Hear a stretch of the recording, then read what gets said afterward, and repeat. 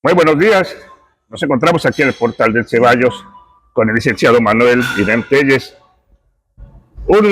una persona que es originaria de Fortín, actualmente vecino de la Ciudad de México. Él es licenciado en Ciencias Políticas y periodista. Pertenece al Club de Periodistas de la Ciudad de México y hoy nos visita. Pero además es algo muy importante que nosotros queremos dar a conocer su experiencia, sus vivencias que él tuvo como parte del movimiento estudiantil de 1968, hechos ocurridos hace 57 años precisamente, ¿sí? Que empezaron en julio, cuando un grupo de granaderos atacaron a estudiantes y que desembocó en un movimiento estudiantil que duró prácticamente 3 meses y que terminó con la masacre del 2 de octubre de 1900, ese mismo año. Licenciado, muy buenos días. Bienvenido a la ciudad de Córdoba. Quisiera que nos pudiera platicar parte de esas vivencias, las vivencias más importantes que usted vivió en ese movimiento estudiantil. Mire usted, antes de llegar al 2 de octubre, la masacre del 2 de octubre de estudiantes, nuestros salones de la universidad, de la UNAM, estaban llenos de líderes obreros, de líderes campesinos, perseguidos ya sean de la ciudad o del campo. Y ahí se refugiaban y nosotros veíamos cómo darles de comer, de desayunar, etc. Esto fue como un preámbulo a lo que ya se venía. Luego nos empezaron a acercar mucho cuando nosotros tratábamos de manifestarnos en marchas por la calle o dentro de la universidad. Teníamos muchos agentes infiltrados. Para sintetizar, de ahí viene después de esa represión que ya se venía dando en toda la República con los líderes obreros y campesinos. Viene el 2 de octubre, se empieza a reunir la gente. Lo que nos pareció raro es de que entre la gente se encontraban agentes escondiendo las pistolas y policías uniformados. Y cuando se quiere iniciar el meeting, uno de los policías uniformados tiran balazos hacia arriba del edificio y también los agentes camuflados, hombres delgados, tiran de balazos y entonces los de arriba empiezan a tirar balas a matar. Como éramos un grupo grande de personas, había de todo, niños, señoras, jóvenes, estudiantes, de todo, estaba lleno. Empezaron a caer muertos. Yo me brinqué de aquel lado para escapar y luego me di la vuelta así, me fui huyendo como con 20 estudiantes. La balacera seguía, pero nos persiguieron. ¿Quiénes? No nos dimos cuenta. Con el susto que ya teníamos encima, el instinto de salvarse, empezamos a correr hasta la calle de Nonualco. Entonces un camión amarillo de esos chatos se para y nos ve en grupo y nos dice, súbanse. Nos subimos a ese camión chato amarillo que iba rumbo a Tlatírico, atravesando Insurgentes, pero a la mitad del camino nos grita el chofer, agáchense muchachos, agáchense, y nos agachamos todo lo que pudimos. El camión quedó sin un solo vidrio. De ahí ya me fui a esconder a la casa de un hermano mío, pero no me aceptó porque decía que yo andaba en el movimiento de aquí de Fortín, y él me llevó a un rancho de allá de por Valle del Carbón o Pueblo del Carbón, así se llama, ¿no? Quiero hacer un paréntesis de que yo no sé cómo sabían de mi presencia en Tamazula, Jalisco, que los militares me detuvieron mucho antes del 2 de octubre, me detuvieron y me llevaron a la 15ª zona militar, que está en Guadalajara, Jalisco. De ahí me trajeron al campo número 1 y después me soltaron y después caí en manos de la Federal de Seguridad después del 2 de octubre. O sea que ya me venían siguiendo, yo me imagino, ya venían sobre mí, sobre mi persona, y me andaban siguiendo a ver a qué estados iba yo, porque nuestro movimiento lo queríamos hacer nacional, no se pudo. por lo del 2 de octubre.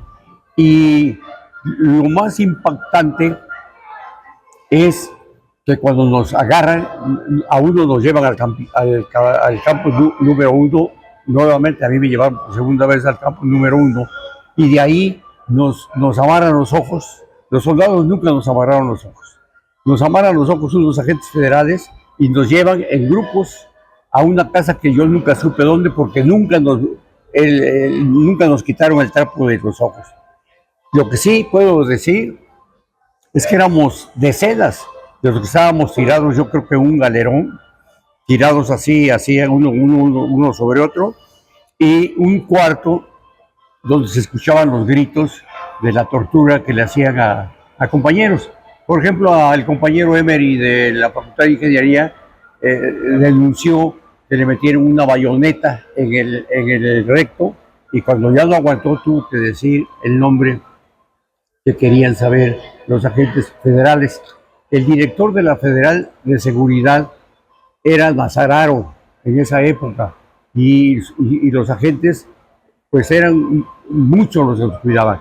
En lo personal, supieron que yo tenía alguna relación con Guerrero, y era más bien apoyo que yo daba a los líderes que venían de Guerrero a la Facultad de Ciencias Políticas, y me querían sacar a fuerza de dónde estaban las casas de seguridad guerrilleras de guerrilla urbana.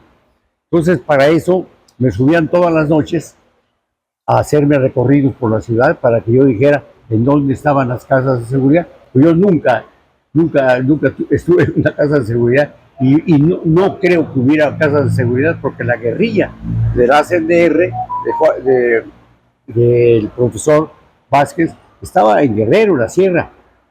Entonces me dejaron en paz un tiempo, y ya cuando salimos de ahí, de ese secuestro, estuvimos 40 días secuestrados. Se creó una organización de madres nuestras, que serán 50, 60, 70, 80 madres, para pedirle a la esposa de Díaz Ordaz, de Gustavo Díaz Ordaz, que nos dije que de dónde estábamos, que nos aparecieran, y que si habíamos cometido algún delito, pues nos castigaran. Y la única palabras que dio la señora esposa de Díaz Ordaz, según mi madre, en paz descanse, fue: faltan árboles en México para colgar a todos los estudiantes que han denigrado a mi marido. Esa fue la respuesta. Así que por ahí no era. Nuestras madres nos buscaron en la PGR, en todas las policías. Le preguntaban incluso a los militares, iban al campo militar número 1 a preguntarles que si sabían a dónde estábamos secuestrados. Nunca les secuestrados, nunca. Después de los 40 días, a mí me llevaron a una oficina que ahí estaba Nazararo. Yo no sabía que era Nazararo, ni lo conocía como el jefe de la Policía Federal. Entonces me llevan, pero antes de que me llevaran a la oficina, un señor me dijo: yo soy el doctor fulano de tal, lo voy a meter a un baño, le voy a quitar la venda, llevo un rastrillo para que se rasure, para que se lave la cara, para que se peine, traigo un peine limpio. Ya, fue exactamente como me lo dijo ese señor que se dijo doctor. Y ahí me llevaron a la oficina de Nazararo, y cuando ya estaba yo enfrente de Nazararo, se me quedó viendo pues un poquito feo, y yo también, y tranquilo. Yo nunca estuve nervioso ni temeroso de que me fuera mal. Yo estaba dispuesto a morir si era necesario. Entonces le grita, después de 1 o 2 minutos que estuvimos viéndonos, le grita a un policía que estaba a mi lado derecho: ¿qué esperas, cabrón?, me dijo. Sí señor, saca la pistola, me la enseña, es vitihueso de 5 balas, le mete una bala y me la ponen así, en la sien. Me empiezan a preguntar nuevamente sobre dónde están las casas de los guerrilleros y quiénes son los demás estudiantes de la facultad o de las facultades a donde yo iba, de filosofía y letras, etc.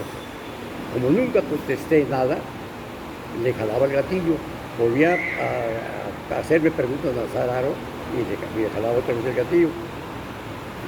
Dicen que ante la fuerza lo más bonito es la inteligencia. Yo usé mucho mi inteligencia cuando estaba yo en esos momentos, en varios momentos que estuve. Me vuelven a hacer la misma pregunta, y vuelve a jalar gatillo. Dije, ya, yo iba contando las jaladas de gatillo. Cuando vi que ya era la última, dije, y ya no jaló el gatillo, dije, pues era una bala falsa. Estaban jugando ruleta rusa conmigo, pero de mentiritas, no de veras. Ya de ahí me llevan a una habitación que está siguiendo el pasillo, me meten a un cuarto, hagan de cuenta un salón de escuelas primarias, lleno de gente. Lo que me sorprendió es que había mucha gente mayor de edad, hombres y mujeres, niños, yo creo que con sus familias. Había mucho pueblo ahí, que te digo. Luego de ahí nos bajan por unas escaleras, nos meten a unas patrullas oscuras. Cuando llegamos a Lecumberri, un señor apuntó nuestros nombres y pues yo dije, pues ya no me mataron. Pensé, ahorita entro a la cárcel, no sé a qué dormitorio, y ya no me mataron. Dije en silencio, pero yo pensaba que me iban a llevar a un dormitorio pues normal, donde están todos los presos. No, me llevaron a una celda que le decían el Apando, donde estuvo precisamente Pepe Revueltas, ahí en ese Apando. Pero Pepe Revueltas estuvo solo.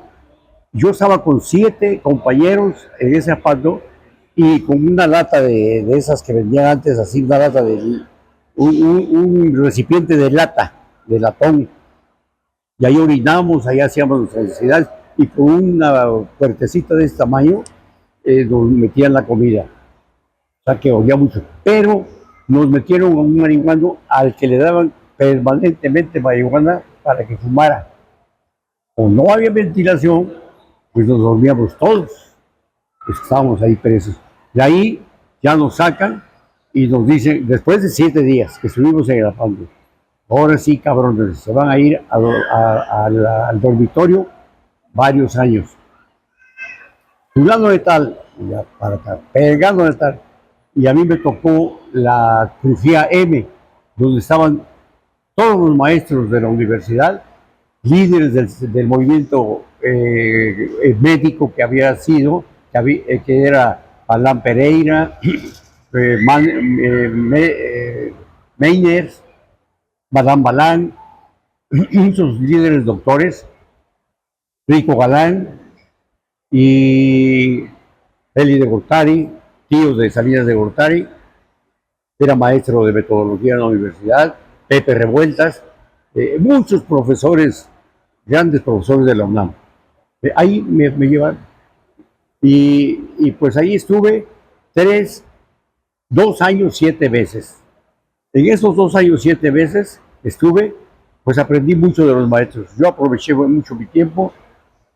Creamos un comedor colectivo donde nos llevaban nuestras familias la materia prima y nosotros nos hacíamos de comer a nuestro gusto y nos permitieron eso. Pero en ese tiempo de los 2 años 7 meses, hubo un altercado que Juan Manuel Marcué Pardillas, que también estaba con nosotros, que era director de la revista Política, lo detuvieron afuera de la reja y ya se lo querían llevar. ¿A dónde? No sabemos. Entonces nosotros rompimos la reja grande para ir por nuestro compañero Manuel Marcué Pardillas, que estaba allá en el redondel de Lecumberri. Cuando ya vamos llegando, el director del penal de Lecumberri, general brigadier Manuel Puentes Vargas, saca su pistola y da 3 disparos y empieza a disparar todos los policías que están alrededor de nuestro dormitorio.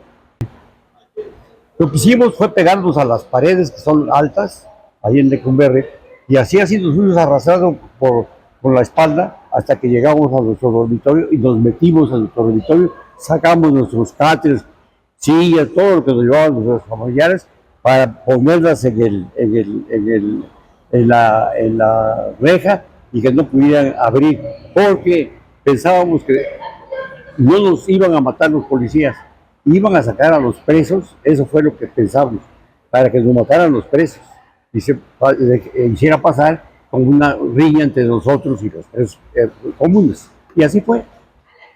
Pero nosotros ya habíamos atrincherado nuestra reja grande y empiezan a llegar todos los decían de crujía la FU, porque era puro marihuano, drogadicto. Empezaron a llegar y en montón querían tirar nuestra reja y nosotros defendiendo la defendimos. Así pasamos hasta que se dio la noche. Esa fue una ocasión. Otro hecho importante fue cuando nuestras madres, perdón, nuestros familiares y esposas de algunos compañeros la secuestraron en la dirección. Y no sé cómo lo hicieron, que empezaron a gritar en coro: estamos presas, estamos detenidas, estamos secuestradas. Y empezamos nosotros entonces a tratar de liberarlas, como que saliendo de nuestros dormitorios para ir a liberar a nuestros familiares. Una cosa tremenda en la represión se ordenaba directamente el director de gobernación a través del presidente de la República, Gustavo Díaz Ordaz.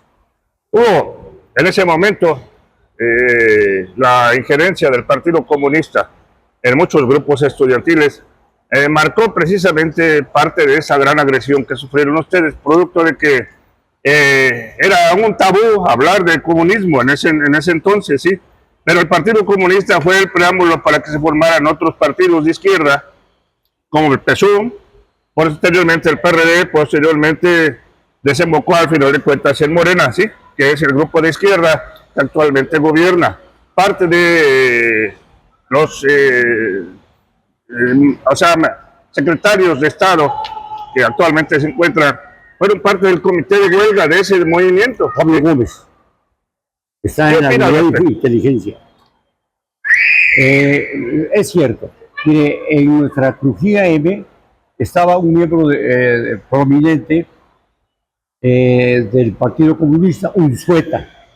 No sé si se acuerda de él. Unzueta, el líder prominente del Partido Comunista. Pero en realidad el movimiento comunista no era lo que guiaba a la masa estudiantil. A la masa estudiantil nos guiaba la defensa de la Constitución General de la República, fundamentalmente, la democracia principalmente. Nos guiaban ideas que nos habían heredado nuestros anteriores gobernantes de la revolución para acá. No era precisamente el comunismo ni el socialismo, porque ni lo entendíamos.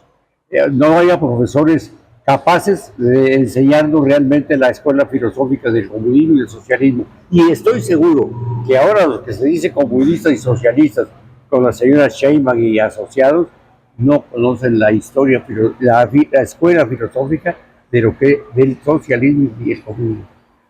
Manuel, por último, ¿cuál sería el mensaje que usted enviaría a las nuevas generaciones que desconocen todo lo que ocurrió hace 57 años, que desembocó en una masacre?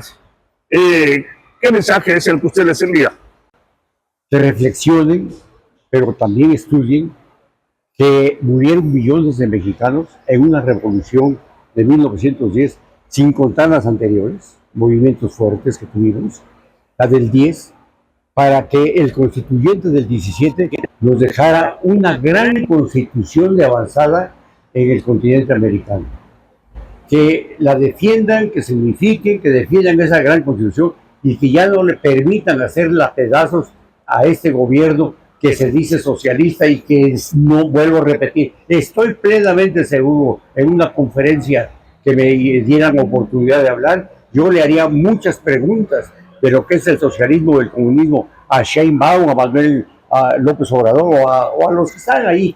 No me las van a contestar, porque yo sí estudié esas escuelas filosóficas, las conozco, hasta el positivismo, hasta la escuela filosófica positivista la conozco. Y ellos estoy seguro que no la conocen, hablan porque lo han escuchado. Y entonces a los jóvenes les pido que luchen mucho por defender esta gran constitución de 1917 que nos dejaron los los constituyentes en grandes debates, en muchas semanas de discusiones. Era una cosa hermosa verlos cómo discutían uno y el otro artículo de la Constitución Federal de la República. Ahí está el 123, está el 28, está el 27 condicional, está el primero, lo de las garantías individuales del 1 al 20. ¿Qué queremos? ¿Para qué queremos otra Constitución? Si ahí la tenemos todo, ahí lo tenemos todo. Hay que defender esa Constitución a como dé lugar. Y recuerdo en ese momento, si me lo permite, una frase de Vladimir Ilich Lenin, que decía: la ultraizquierda se da la mano por atrás con la ultraderecha. No sé si eso vaya a suceder con la señora Sheinbaum, porque hablan mucho de los fifís, y a los fifís ya les pidieron más de 7 billones de pesos los que tenemos de deuda pública, porque no fueron los pobres los que le prestaron 7 billones y medio al gobierno del señor López Obrador. Fueron los fifís, los que él decía que eran los fifís. ¿No le parece que es una contradicción? Es un absurdo. Es la demagogia pura. Nicolás Maquiavélico nunca hubiera pensado que hubiera un Manuel López Obrador, porque lo hubiera agregado a su libro El Príncipe. Muchas gracias, licenciado. Esta ha sido una entrevista y transmisión para Sucesos de Veracruz. Agradecemos muchísimo también a nuestro gran amigo Arturo Pimentel por estar presente en esta entrevista y presentarnos al licenciado Manuel Etienne Telles. Gracias, muy amable.